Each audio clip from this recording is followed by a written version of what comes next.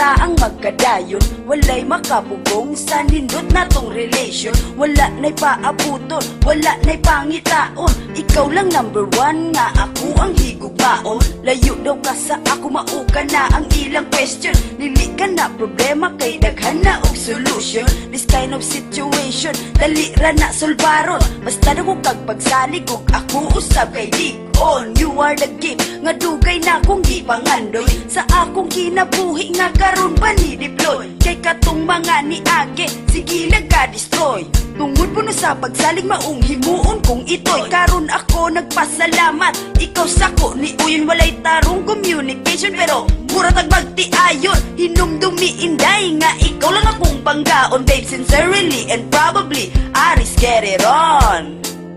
Ikaw lang gusto ko nga makauban,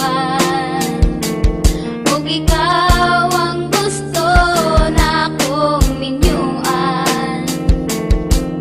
Higugmatik ka, bisan layo ka sinta, ikaw lang tagiya, niining akong gugma.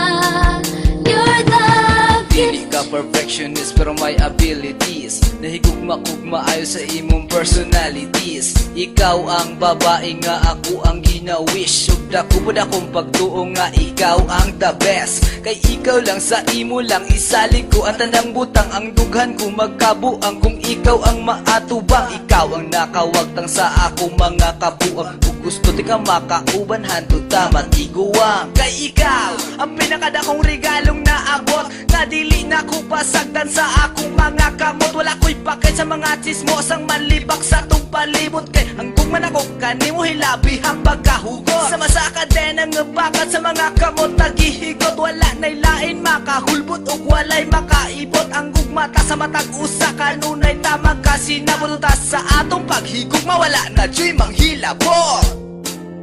ikaw lang gusto ko